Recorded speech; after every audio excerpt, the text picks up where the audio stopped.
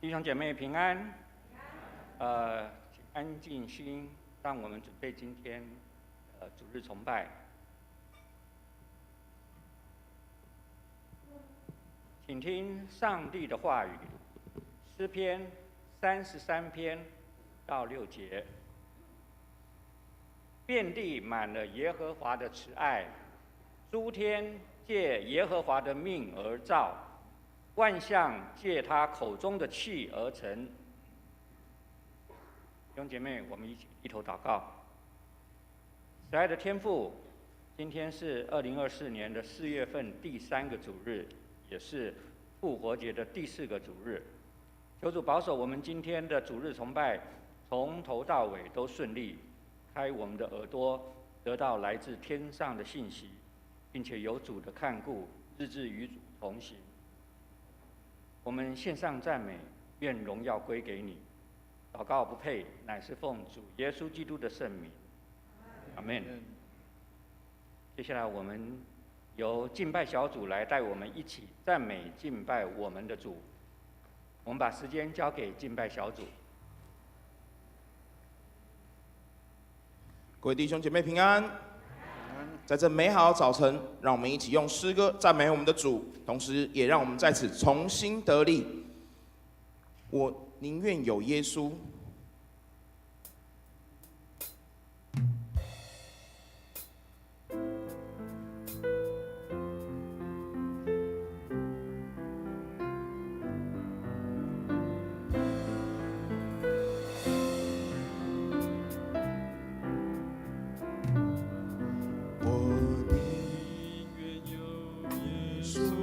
胜于金钱，我宁属耶稣，胜过财富无边。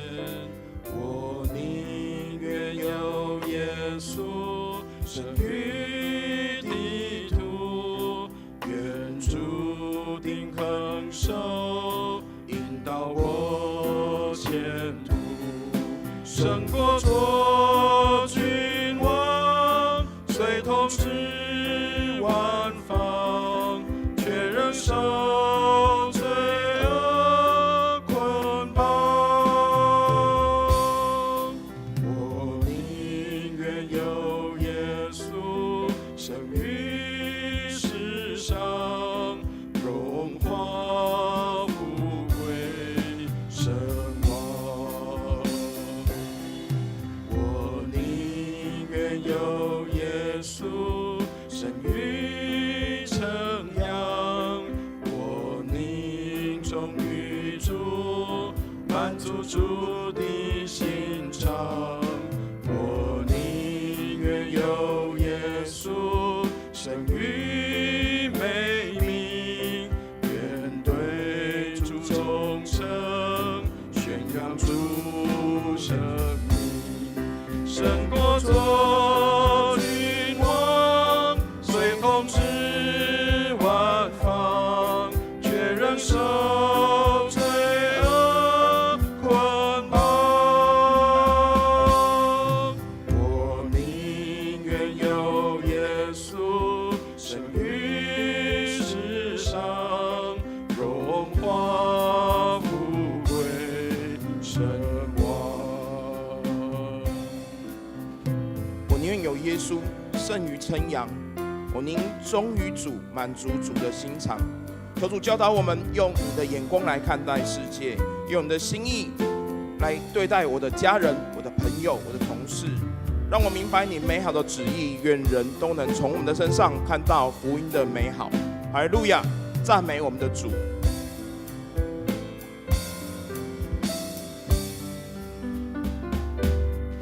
主一生苦百合，高千万倍，远比风放蜜更加芳香甘美。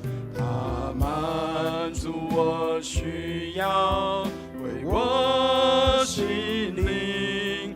我宁愿有主，跟随主前行，胜过做君王，随风驰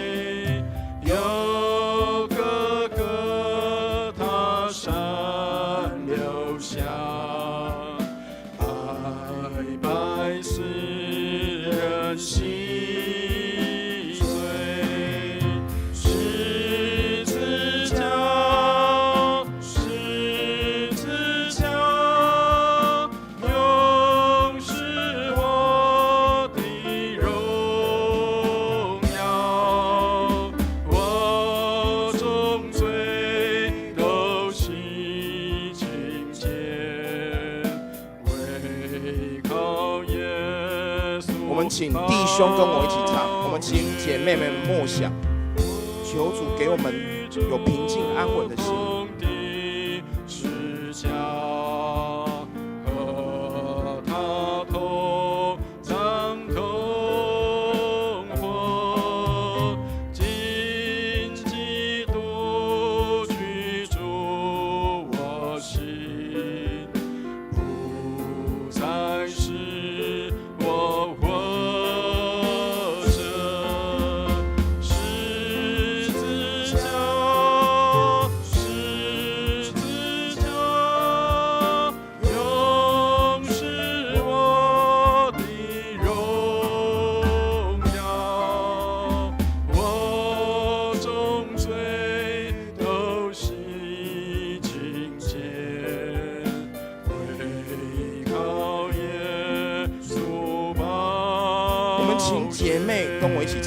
我们请弟兄们默想，我们把心中的一些烦躁交托给我们的主。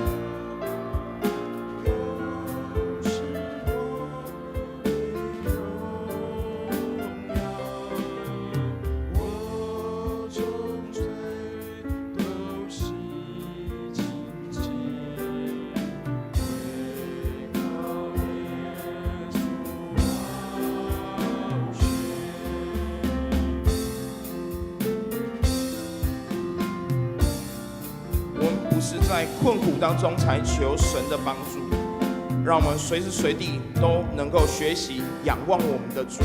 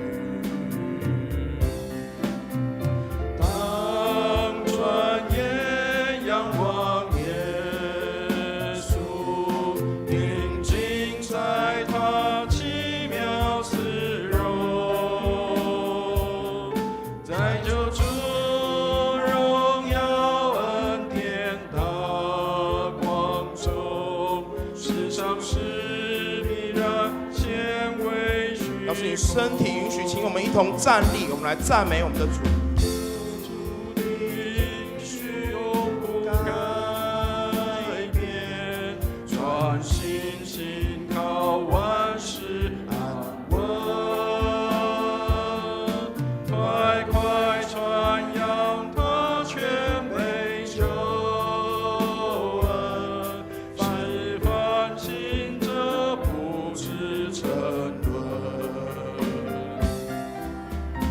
当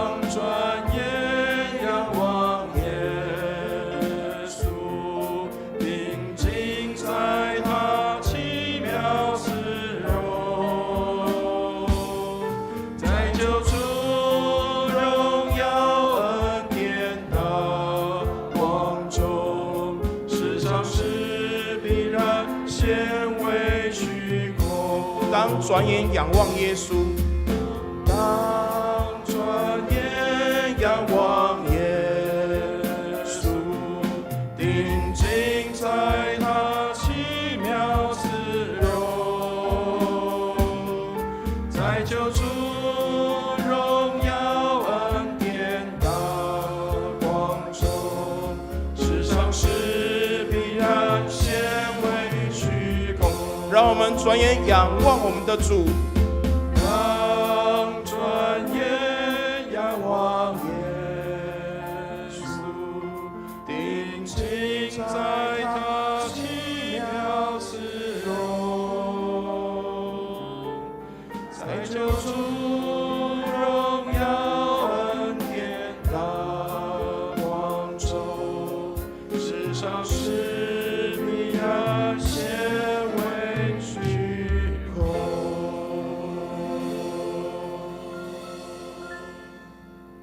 让我们仍然站立，我们用我们使徒信心来宣告我们的信仰。我信上帝全能的父，创造天地的主。我信我主耶稣基督，上帝的独生子，因圣灵感孕，由童贞女玛利亚所生，在本丢彼拉多手下受难，被钉于十字架，受死，埋葬，降下阴间。第三天从死人中复活，升天，坐在全能父上帝的右边，将来必从那里降临，审判活人死人。我信圣灵，我信圣而公之教会，我信圣徒相通，我信罪得赦免，我信身体复活，我信永生。阿们。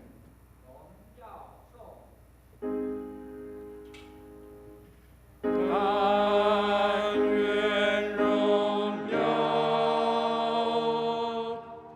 归于父子圣灵父子圣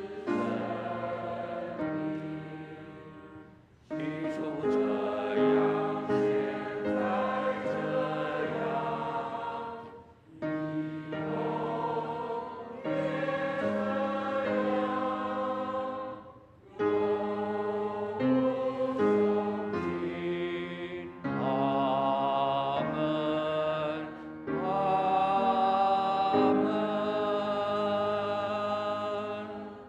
弟兄姐妹，请坐下。今天的起应文在诗篇23篇，由我来诵读上半节，弟兄姐妹诵读下半节。诗篇23篇，耶和华是我的牧者，他使我躺卧在青草地上，他使我的灵魂苏醒。我虽然经过死荫的幽谷，因为你与我同在，在我敌人面前，你为我摆设筵席。我们一起来，我一生一世必有恩惠慈爱随着我，我且要住在耶和华的殿中，直到永远。我们一起为下面的事项来祷告。第一，我们为中亚的国家沙乌地阿拉伯来祷告。我们知道沙乌地阿拉伯是一个在政治上极端保守的国家，也是100%的伊斯兰国家。那这个国家呢，到现在目前为止，仍然采用酷刑、斩首、死刑等等的行刑方式。但是呢，这个国家目前统计起来，在他们的公民里面，基督徒的人数正式的统计数字是0，其他的基督徒都是由国外的进到那个地方工作的人，所以弟兄姐妹，我们祈祷基督的信仰能够进入他们的生活文化当中，国家的百姓能够更认识信仰。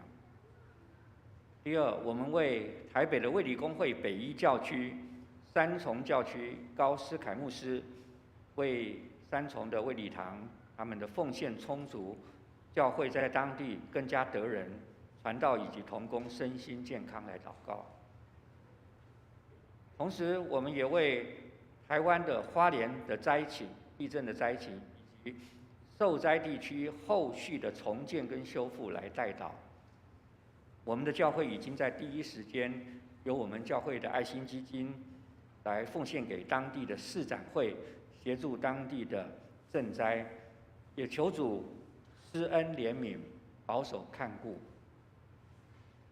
最后，求主纪念台湾这一块土地，我们选举出来的新总统在520就职，也求你赐给总统治国的智慧，也愿我们这位新的总统能够符合你的心意。我们一起用主祷文：我们在天上的父，愿人都尊你的名为圣，愿你的国降临，愿行在地上，如同行在天上。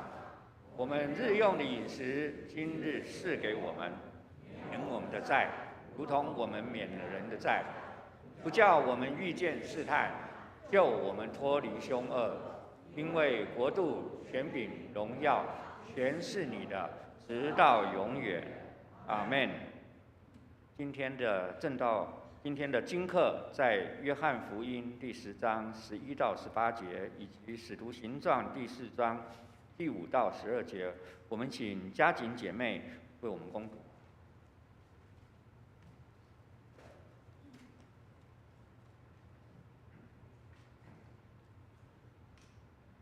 今天的经课都在新约，第一处经课是约翰福音第10章11到18节，教会圣经113页。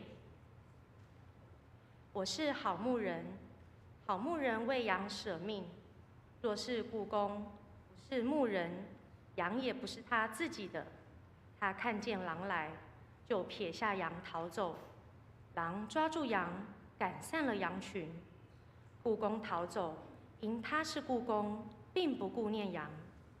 我是好牧人，我认识我的羊，我的羊也认识我，正如父认识我，我也认识父一样，并且我为羊舍命。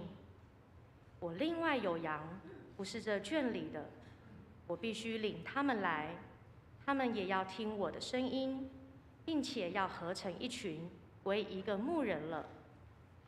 我父爱我，因我将命舍去，好再取回来。没有人夺我的命去，是我自己舍的。我有权柄舍了，也有权柄取回来。这是我从我父所受的命令。第二处经课在使徒行传第4章5到12节，教会圣经132页。第二天，官府、长老和文士在耶路撒冷聚会，又有大祭司亚那和该亚法、约翰、亚历山大，并大祭司的亲族都在那里。叫使徒站在当中，就问他们说：“你们用什么能力，奉谁的名做这事呢？”那时彼得被圣灵充满，对他们说：“治民的官府和长老啊，倘若今日因为在残疾人身上所行的善事查问我们，他是怎样得了痊愈，你们众人和以色列百姓都当知道，站在你们面前的这人得痊愈，是因你们所钉十字架，上帝叫他从死里复活的拿撒勒人耶稣基督的名。他是你们匠人所弃的石头，已成了房角的头块石头。除他以外，别无拯救，因为在天下人间没有赐下别的名，我们可以靠着得救。”以上是上帝的话。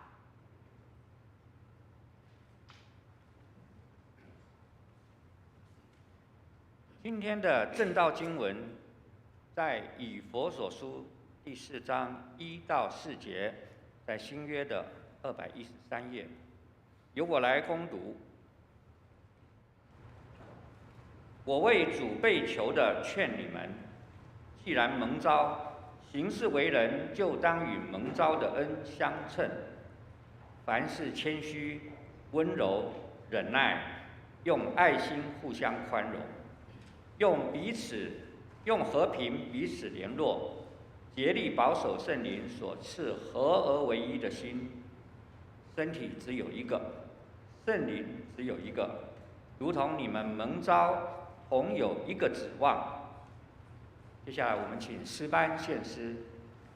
今天的诗歌是 Laudamus Te， 中文是赞美主。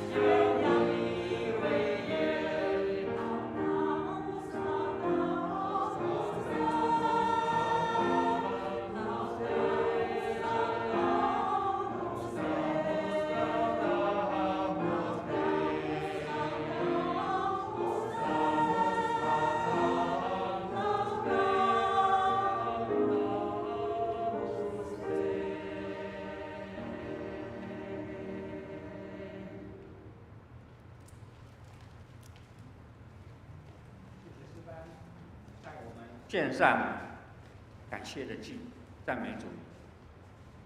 以下时间交由我们的本堂的神学生陈淑媛传道来为我们证道。今天的讲台主题是救恩的指望，救恩的指望。我们请淑媛传道。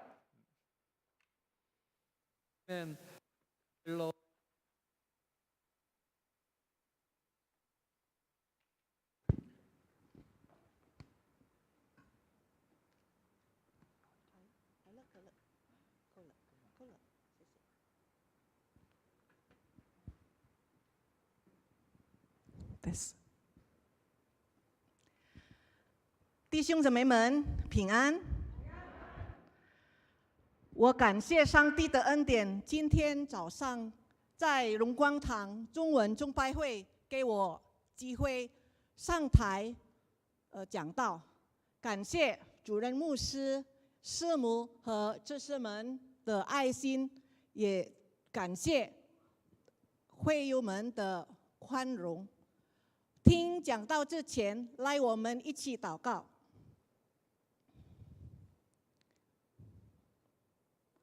感谢你，主耶稣，我们已经在你的圣殿中，你认识我们每个人，你知道我们的属灵需要，求你对我们说话，让我们的生命能够发展，为你而活。谢谢主耶稣，我把所有的时间放在你的手中，求你掌权。这样祷告感谢，奉耶稣基督的名，阿们。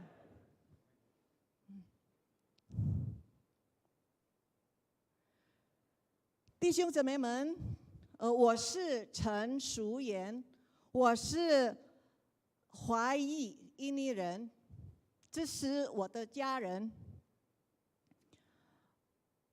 我的家人是ABCD 的家人 ，ABCD family， 是因为我们印尼文的名字是用 ABCD 开始。我的大女儿白贤丽，她是从大学。印度尼西亚大学就是 University of Indonesia， 毕业了，他也已经工作了，今年他将23岁了。我的小女儿白贤惠，她今年将16岁了，她在高中一念书。我跟先生白汉卫在印尼东南亚圣诞生学院认识的，和一起毕业的，2000年毕业的，所以到今天我们已经23多年服侍主的。现在我的先生他在大曼根扎纳雅加达卫道堂当主任牧师，感谢主。而我呢，我2022年10月29日来台湾到圣光神学院，就是在高雄的圣光神学院，进修神学道学硕士。今年是我的第2年。弟兄姊妹们，对我来说，在生活方面和学习方面，我觉得很不容易。我要适应环境，也要适应课程的要求。上课的时候，我听不清楚老师所解释的，是因为我的中文的程度还不高，听力也不强，跟同学们沟通的时候也不简单。同学们对我说话的时候我不懂，我对同学们说话的时候他们也不懂，所以很难了。有时候我用英文跟他们说话，但是我不能够用这样的方式对每个的同学，因为不是每个同学能够用英文讲话，所以我在这里学习感到很辛苦。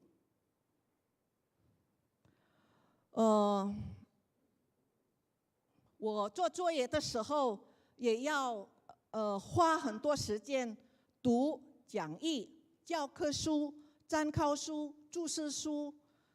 做报告的时候也需要用长时间思考和打字。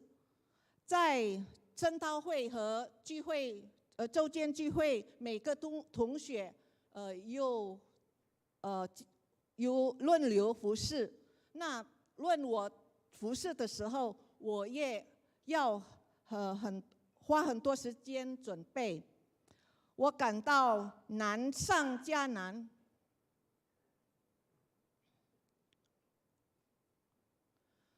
然后第2年，学校派我到荣光堂开始实习。我不认识路，也不知道怎么来这里，所以我学习坐公车来荣光堂。第一次来荣光堂的时候，我停错了，然后我坐公车回学校的时候，要换公车的时候，有人要害我，我感到很怕。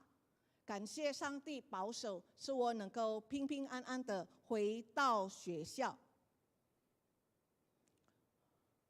后来我也是学习脚踏车，所以现在我能够来去教会脚踏车。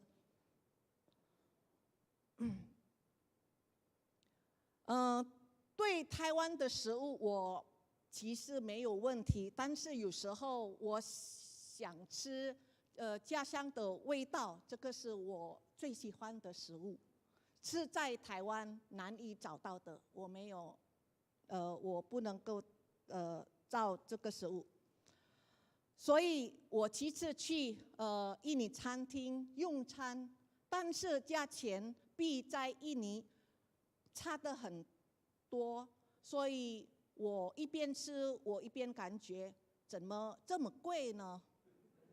这样的。这个我的大家庭，离我家人、我兄弟姐妹的大家庭那么远，我感到很想念他们，他们也很想念我，我相信。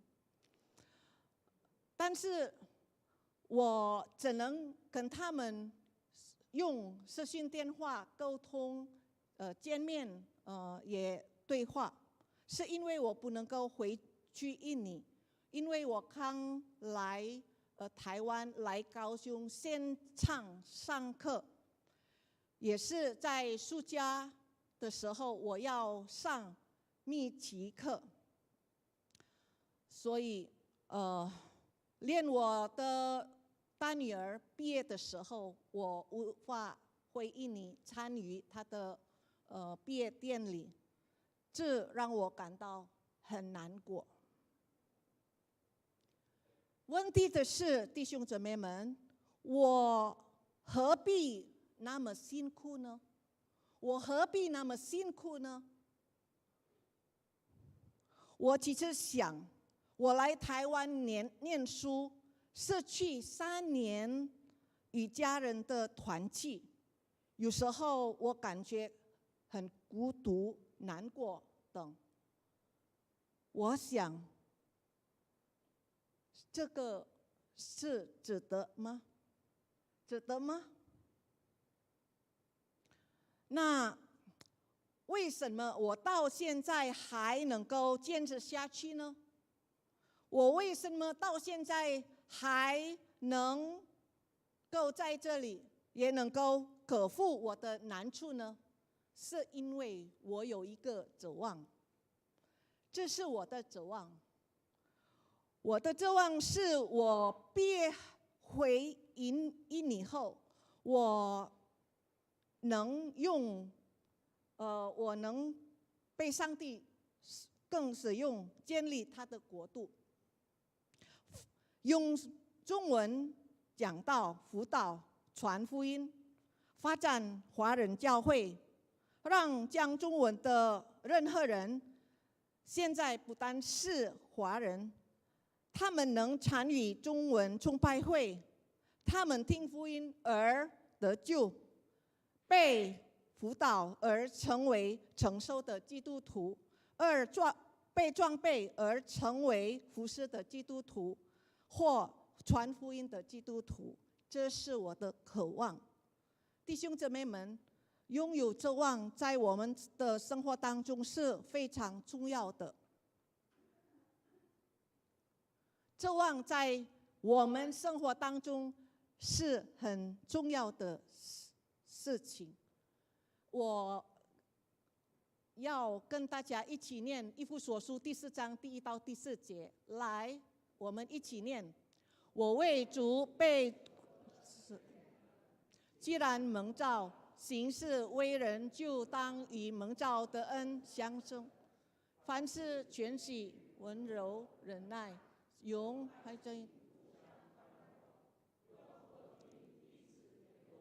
竭力保守圣灵所赐合而为一的心。这给我一个圣灵，只有一个，正如你们蒙召，只有一个。弟兄姊妹们，我们身为基督徒，过什么样的生活呢？我们身为基督徒，过什么样的生活呢？我们当然要遵行圣灵所教导的。刚才我们读以弗所书第1章第1到第4节，就是保罗提醒我们，身为基督徒，我们凡事要谦虚、温柔、忍耐，用爱心互相宽容，用和平彼此联络，竭力保守圣灵所赐合而为一的心。请问这个难不难呢？难不难？很难呢，对吗？可能我们身为基督徒，曾经或现在对基督徒的生活感到很失望，感到失信了，是因为我们不能够达到这个要求。然后我们想，是否圣经所要求的是太理想的吗？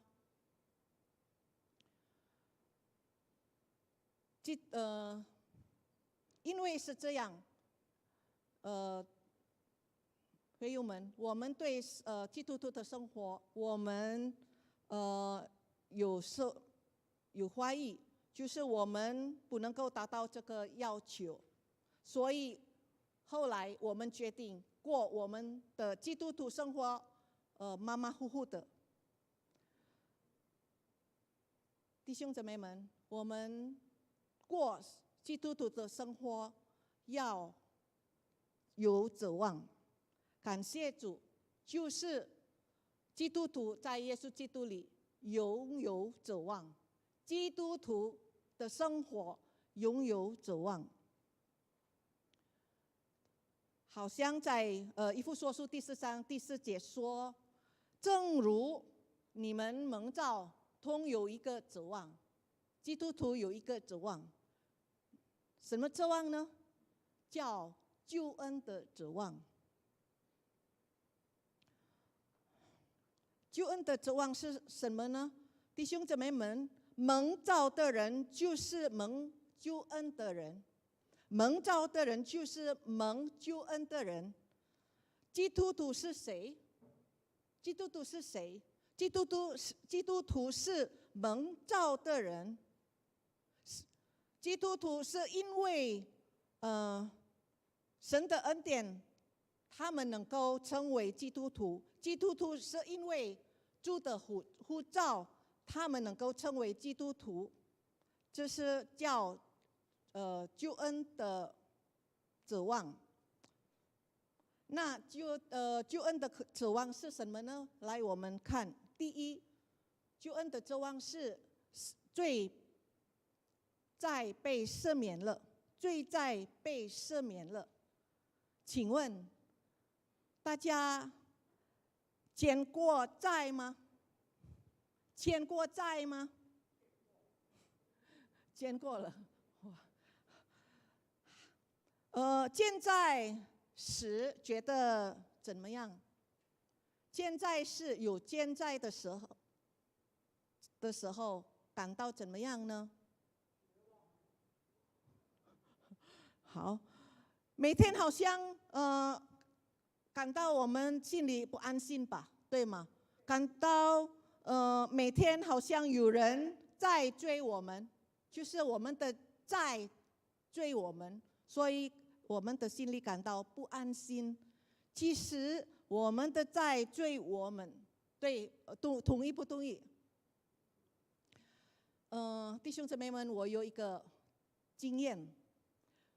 有一天晚上，我要吃我最喜欢的食物，就是叫 martabak asin， 这有郑谦知道这个martabak asin 可丽饼。然后我去我常买可丽饼的地方去，要买一盒可丽饼。我告诉卖可丽饼的人，我先去市场才回来拿我的可丽饼。当我要进入市场的时候，我才觉到我没有带钱或钱包，所以我不进去了。后来我会到卖可丽饼的人，一边拿我的martabak asin， 我对他说：“抱歉，今天我没有带钱。”卖可丽饼的人对我说：“没问题，下次你来，你可以付钱。”我是他的常客，所以他对我有信心。1个星期以后，我很忙，没有时间去找他，但是我没有忘记我欠他的债，我该偿还。大家同意吗？欠人的债该偿还，同意吗？你已经偿还你的债吗？后来我找不到他，我第一次去，他不在。过了2、3天，我又去，他也不在。第3次我再去，仍然见不到他。我开始想，他去哪里了？会不会他回到家乡就不回来了？会不会他搬到其他的地方？那如果是这样，我怎么找他呢？会不会他生病？会不会他死了？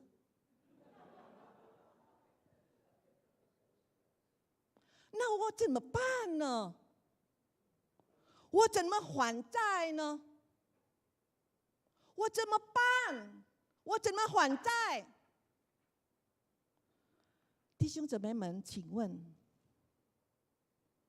若你们不能还债，如果你们没有机会还债，你们会感到着急吗？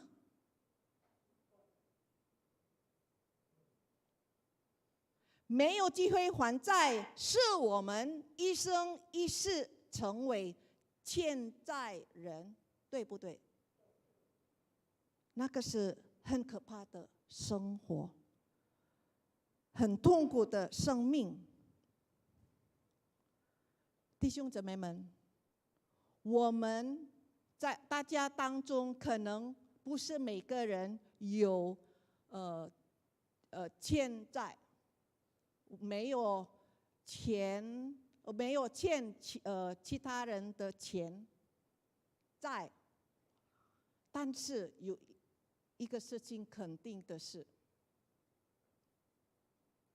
罗马书第3章第23节说，因为世人都犯了罪，亏欠了神的荣耀。弟兄姊妹们，大家可能没有欠债，人间的债，但是每个人肯定有罪债，好像罗马书所说的，世人都犯了罪，意思是世人是罪人，世人是罪人，因世人有罪，就向上帝欠债，因为有罪，就在上帝面前称为欠债人。那罪人怎么还罪债呢？罪人怎么还罪债呢？罪债使人能偿还的债吗？罪债是人能够偿还的债吗？有一个故事在马太福音第18章第24到27节，说有一个人他欠1000万银子，因他没有任何偿还之物，主人吩咐把他和他的妻子和儿子，并一切所有的都卖了偿还。然后那仆人就俯伏在主面前说：“主啊，宽容我，将来我都要还清。宽容我，将来我都要还清。”主人就动了执行，把他释放了，并且赦免他的债。哇，好奇妙！主人动了执行，把他释放了，并免了他的债。弟兄姊妹们，世人无能力偿还罪债，没有人能解决个人的罪债，没有人能够解决个人的罪，一个人也没有。罪人使人犯罪，使他对神的罪债越来越多。世人通过的生命就是很痛苦的。弟兄姊妹们，人不可能还偿罪债。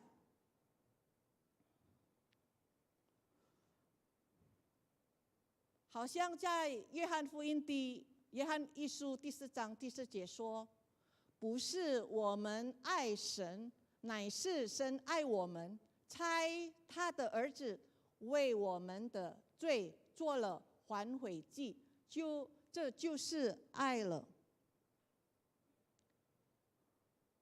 后来我们再看在以弗所书第1章第7节说：“我们借着爱子的血得蒙救赎，过犯得以赦免，乃是照他丰富的恩典。”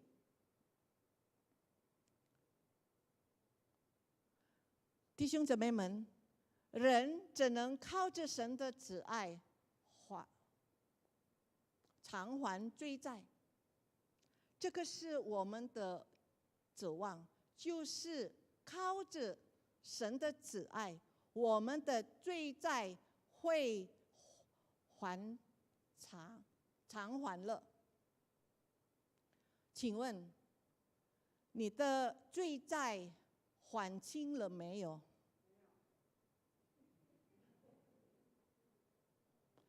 如果没有，那我请大家能够在心里跟我一起祷告。你们在心中能够跟我一起祷告。神，求你怜悯我，饶恕我，赦免我一生的罪。奉耶稣基督的名祷告，阿们。弟兄姊妹们，救恩的指望是什么呢？第二，就是获得永生的保障。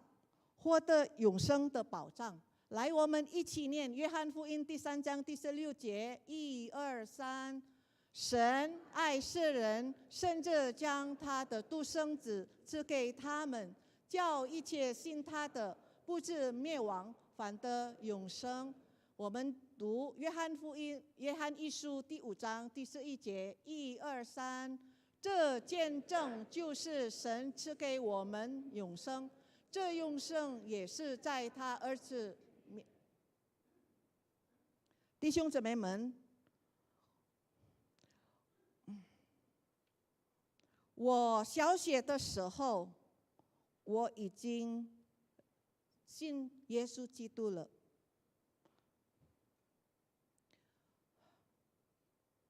有一位老师，他很温柔，很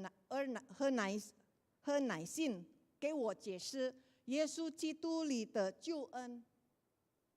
后来他问我是否我愿意接受耶稣基督，相信耶稣基督，欢迎耶稣基督成为我的神，我的救主。我回答我愿意。然后老师叫我跟随他祷告。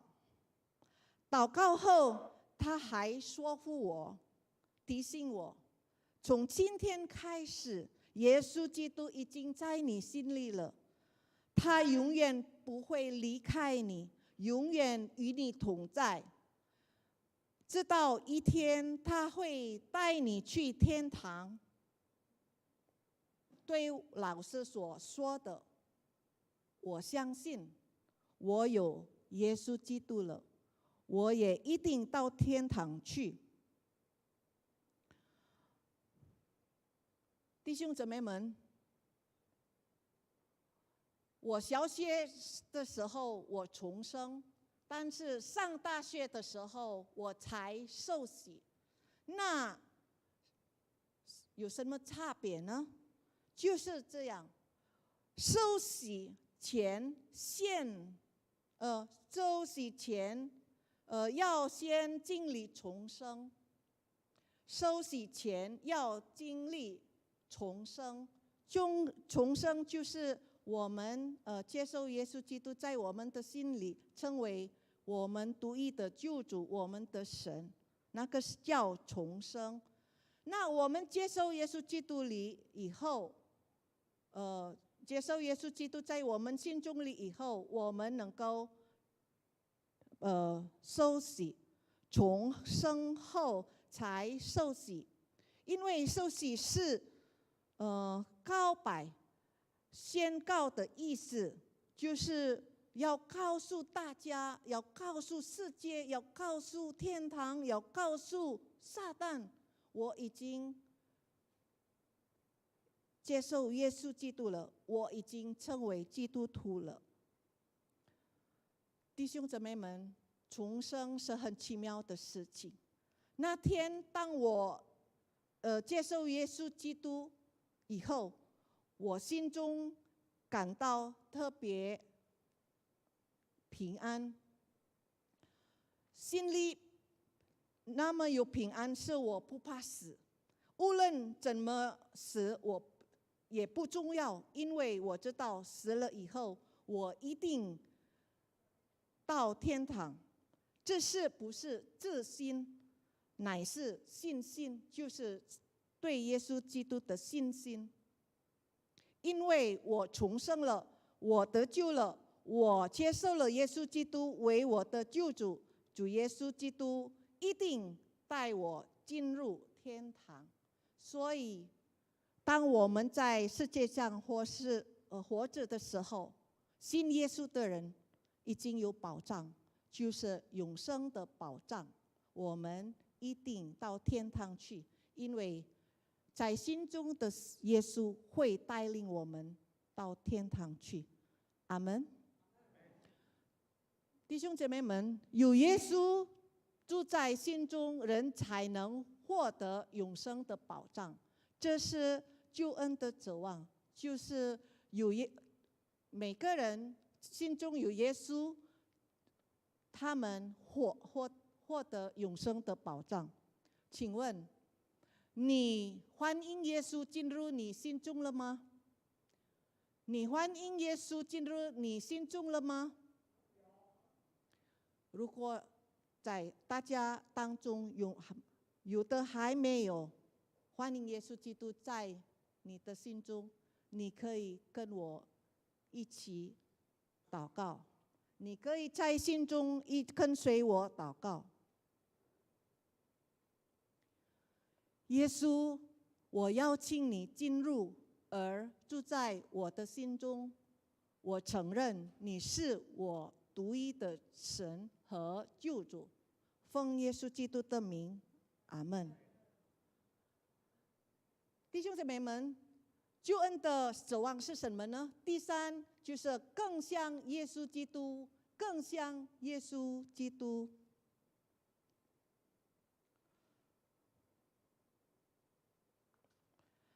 在几次聚会当中，我提问：你们是罪人还是义人？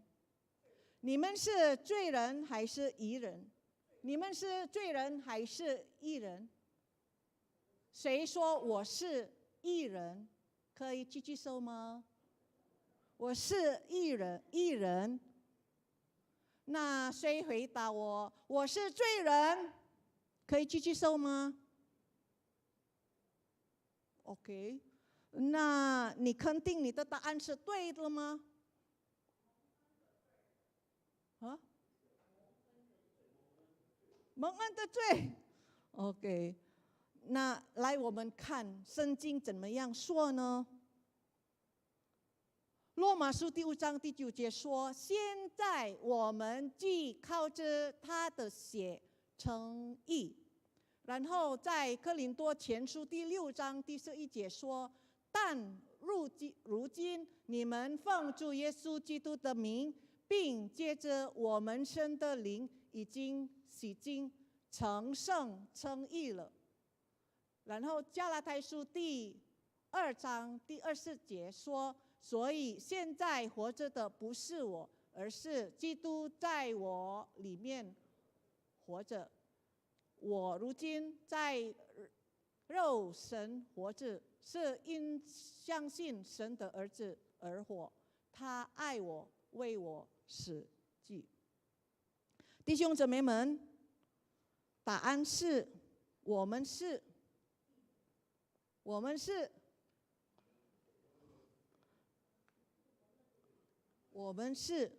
义人，我们是义人。弟兄姊妹们，基督徒是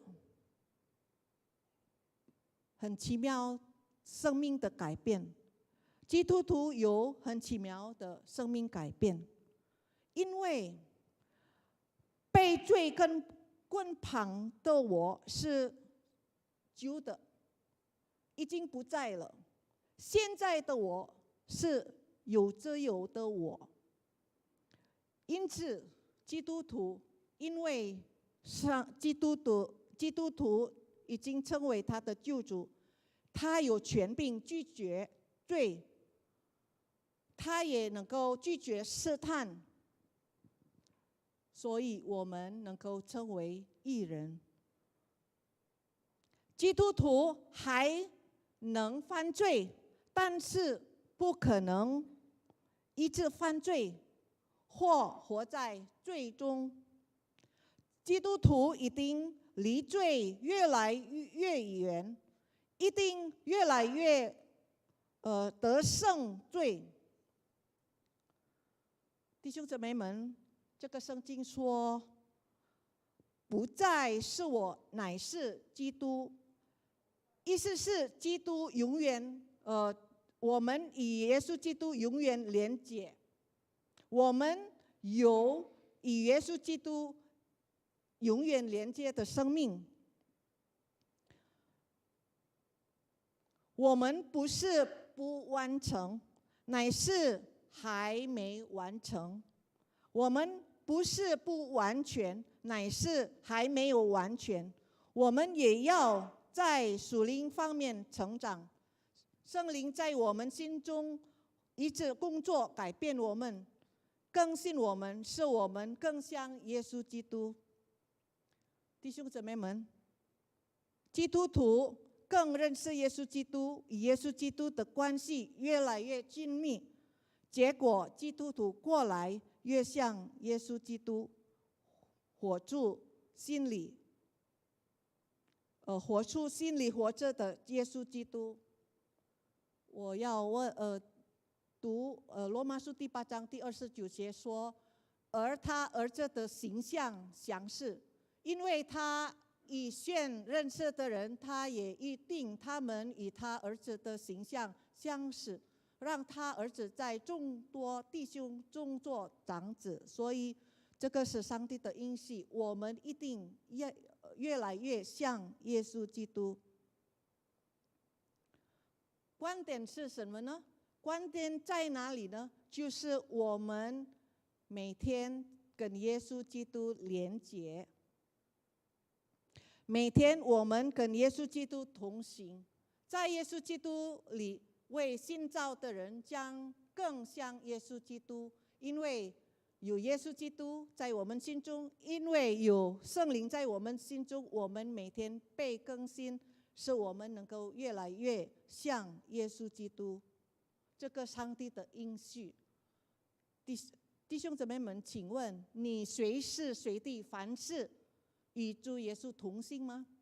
你每天问耶稣基督，耶稣基督，我该怎么过今天的日子呢？你们是否有耶稣的心为你们的心呢？你们有没有模仿耶稣基督的生活，说耶稣所说的话，做耶稣所做的行为，有吗？每天这样过的，每天过基督徒的生活吗？如果没有，那我们能够向上帝祷告。来，大家能够在心中跟我一起祷告。耶稣改变我，更新我，我时时刻刻跟随你，与你同行。阿们。奉耶稣基督的名，阿们。弟兄姊妹们，感谢主，身为基督徒，我们有一个指望，就是救恩的指望。第一，我们罪债被赦免了；第二，获得永生的保障；第三，更像耶稣基督。所以，因为我们有这个指望，我们能够有能力、有盼望，我们有智慧怎么过基督徒的生活。弟兄姊妹们，我们常常在崇拜会中唱一首歌，就是耶稣，就是我们称为一家人，对吗？我们常常唱这首歌，但是现在如果我们唱这首歌，是为什么我们能够称为一家人呢？为什么我们能够称为一家人呢？不是因为我们来同样的教堂，就是荣光堂，所以我们称为一家人，但是因为我们有一位每个基督徒来教堂的基督徒有一个指望，就是救恩的指望。那个指望是让我们能够成为一家人。所以，因为我们拥有这个指望，那好像以弗所书第4章第3节说，用和平彼此联络，竭力保守圣灵所赐合而为一的心。愿上帝的话语存在我们的心中，也是我们不但听上帝的话语，也是遵行上帝的话语，建立这个教会。因为这个教会是耶稣基督的教会，我们都有指望，我们每一天被上帝更新，使我们越来越像耶稣基督，也越来越成为别人的祝福。阿们。来，我们祷告。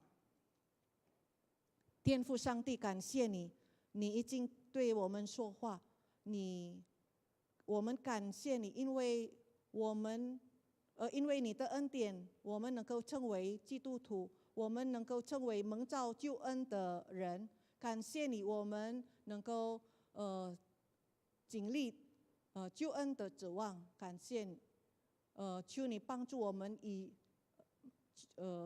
救恩的指望，我们能够过在教会基督徒的生活，是我们能够彼此关怀、彼此支持，是我们一起成长，也是能够越来越像耶稣基督，对世界能够成为好的见证。我们也为在教会当中还没有信主的人，还没有接受、还没有经历救恩的指望，求你对他们显现，也求你把你的恩典给他们。谢谢主耶稣，我把荣耀归给你。这样祷告感谢，奉耶稣基督的名，阿们。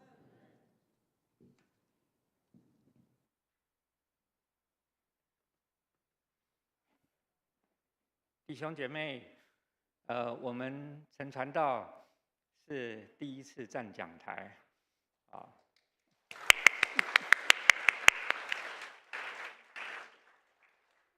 那我们陈传道呢，因为他的国语比较不轮转，所以呢，刚开始我看到他的时候，有时候跟他讲话，我发现我讲了之后，好像他会顿在那个地方。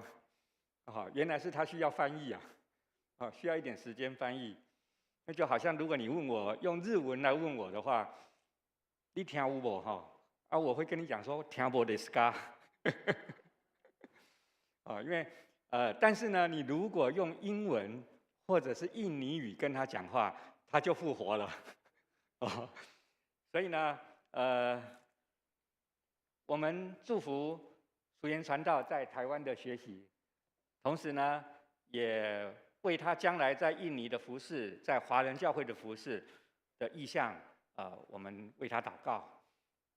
那在台湾的，在我们的教会这个地方，他非常的积极参与我们教会的所有的活动，现在也带我们的学青，还有同时他现在跟嘉明姐妹一起，有带我们有开一个这个英文的查经班，如果有兴趣的弟兄姐妹也可以一起来参加。好的，弟兄姐妹，我们一起起立，用回应诗歌来赞美、回应神对我们的爱。今天的回应诗歌在新灵粮诗选153首，别无他名。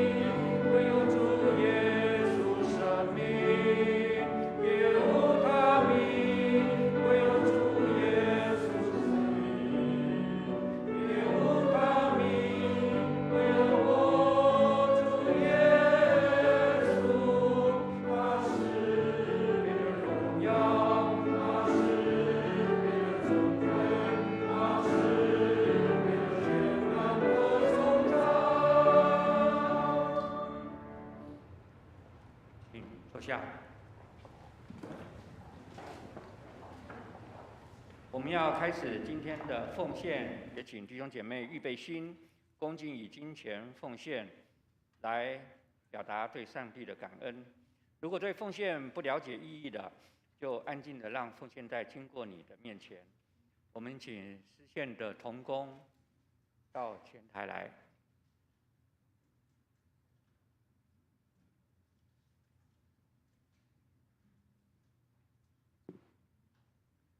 弟兄姐妹，我们一起低头祷告。耶和华我们的父，我们的神是应当称颂，直到永永远远的。因为尊贵能力、荣耀、强盛、威严都是你的，凡天下地上都是你的，国度也是你的，并且你至高为万有之首，丰富尊荣都从你而来，你也治理万物。在你的手里有大能大力，使人尊大强盛都出于你。现在我们愿意以面前的金钱来奉献，作为祭物献给你。这一切原本就是属于你的，我们甘心乐意献上，愿你悦纳。同时也赐给我们教会，有聪明跟智慧去运用在你的事工上，这样叫教会得到造就，福音得以兴旺。祷告不配乃是奉主耶稣基督圣名求的，阿们。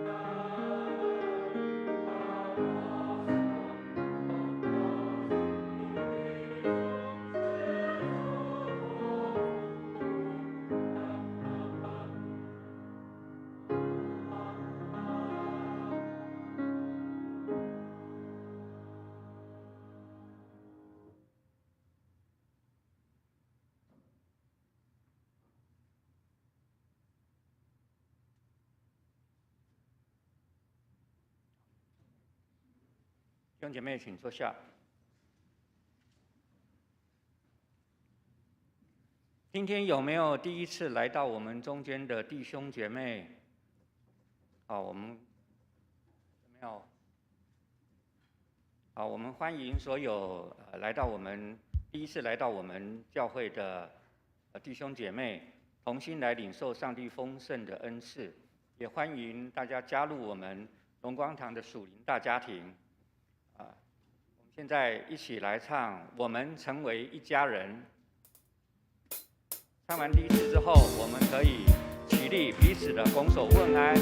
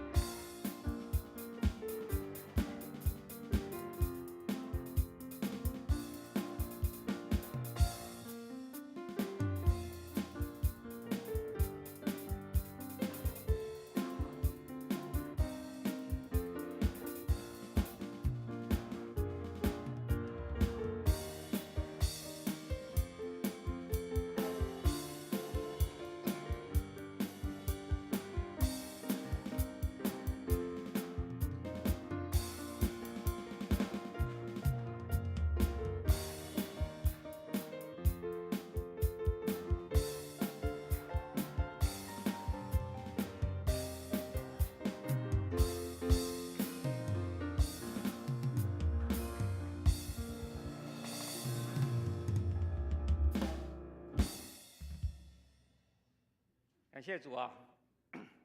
请弟兄姐妹陆续回到座位上。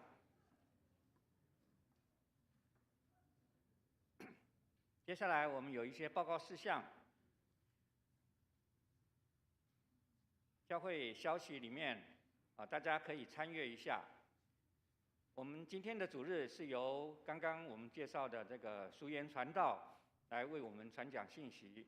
那也求主祝福淑妍传道在台湾的学习，也为他将来回到印尼的时候服侍华人教会的意向来祷告。第二点，下周的主日是由世界展望会到分堂来分享信息。我们也请为福音机构来祷告，让他们能够运用社会爱心服务弱势的群组。这一次的花莲赈灾，我们在第一时间有跟这个市展会在花莲的这个地方做连结，所以我们有为这次的这个赈灾来做奉献哈。那下周主日就是由这个市展会来这边跟我们分享信息。第三点，总会为403赈灾举办救灾募款，这个是总会的部分。刚刚我讲的是我们教会的部分啊。那教会将会收集救灾募款经费，一直到4月21日的主日，也就是今天。也邀请弟兄姐妹发挥爱心，为花莲的灾区捐款来奉献，奉献仍可作为扣抵税金使用。第四点。卫理公会的南教区呢，将于4月27，也是下周六，借本堂来举办培灵会，主题是穿雨鞋的教会。那为什么是叫做穿雨鞋的教会哈？之前我跟牧师还有荣明兄几位教会的同工呢，有到嘉义这个教会这边去探访过，去拜访过。那这个是由嘉义民雄的荣光堂许茂林牧师所主持的。民雄的荣光堂是在2009年的88水灾，那个时候由台湾的信义会他们发动相关的这些的教会一起到这个民雄的这个地方来救灾。那也是从那个时候这个教会开始来去做灾区的一些的这个事工。所以呢，从零开始，历经了4年之后，才成为自立自养的教会也协助信义会的母会开拓其他在嘉义地区的教会。我们也欢迎弟兄姐妹在这个过程里面，可以听许茂林牧师当初他是怎么样子筚路蓝缕，经过这一个历程，也给我们非常大的激励。第五，南教区也在5月11日。星期六来举办新加坡的启发课程培训，这个课程相当的好。教区也邀请台北真理堂的启发课程培训小组前来教导，这是免费上课的。如果有兴趣需要报名的话，参加请到办公室这边来登记。母亲节也将到了，我们教会将于母亲节举办庆祝活动。也邀请弟兄姐妹上台来见证自己对母亲的感激见证的分享。那分享的时间每个人是5分钟。台语堂我们有2个人为限，华语堂有3人为限。现在名额还没有满，所以如果弟兄姐妹愿意的话，请报名下蔡伟文牧师。第7。教会也将于6月22号星期六举办50周，请大家注意哈，6月22日举办荣光堂59周年的堂庆的爱心福音园游会。那我们也邀请弟兄姐妹一起投入来参加我们这一个庆祝59周年的园游会，同时呢，也对我们地区性的所有的这些的亲朋好友一起来。为我们的这个福音活动关心来祷告。目前呢，义卖的这个物品已经募集数量够了，所以我们准备停止这个募集的这个义卖的物品的这个部分的那个募集。好，第8点，教会就要储备儿主的师资以及青少年的辅导，欢迎弟兄姐妹对儿童还有青少年宗教及生命教育有负担的弟兄姐妹报名参加。教会将会预备师资的培训课程。有兴趣报名的弟兄姐妹，请洽教会的办公室，或者是我们的教育执事茂林弟兄。最后一项，也为我们教会各项的事工推动关心复兴守望，也邀请弟兄姐妹实体来参加我们周四晚上7点半的查经祷告会，让我们一起为所关心的事项来祷告。等一下陈主在主日崇拜之后就会开始有分4班，也请弟兄姐妹踊跃的参加。最后底下有一些的肢体消息，现在目前天气炎热，而且最近的这个病毒相当的猖獗哈，所以也请弟兄姐妹要小心，要注意防晒、补充水分，还有天气的变化以及一些病毒的防范。底下有一些的这些弟兄姐妹的身体不适的弟兄姐妹，我不一一的说明，也请大家为这些弟兄姐妹康复、体力各方面来祷告。今天我们就现场就看到好几位，好一段时间没有出现在我们中间的弟兄姐妹我们也非常欢迎他们，同时呢也为他们接下来的这个身体的种种状况迫切的祷告。好，弟兄姐妹，我们起立，3、1颂。普天之下，万国万民，齐声赞美父子圣灵，三位一体，同荣同尊，万有之源，万福之本。阿门。我们请蔡伟文牧师为我们做祝福祷告。弟兄姐妹，让我们一起来领受祝福。慈悲爱我们的天父，感谢你拣选我们来侍奉你，并且能够来为你做美好的见证，带领我们在生活当中就成为一个宣教的人，并且成为一个讲道的人，成为一个传福音的人，让我们能够借着我们的生命来为主做美好的见证。愿我主耶稣基督的恩惠、天父上帝的慈爱、圣灵的感动与交通，常与我们众人同在，从今时直到永永远远。阿门。阿门颂。阿门，阿门，阿门。请坐下。在订阅声中结束今天的主日崇拜。我们也在订阅中，请大家为今天的肢体消息，还有教会相关的事工，在周报上面主日信息的默想，也请大家参阅。如果有在病痛中或是忧伤中的弟兄姐妹，也欢迎你来电，牧师会为你们祷告。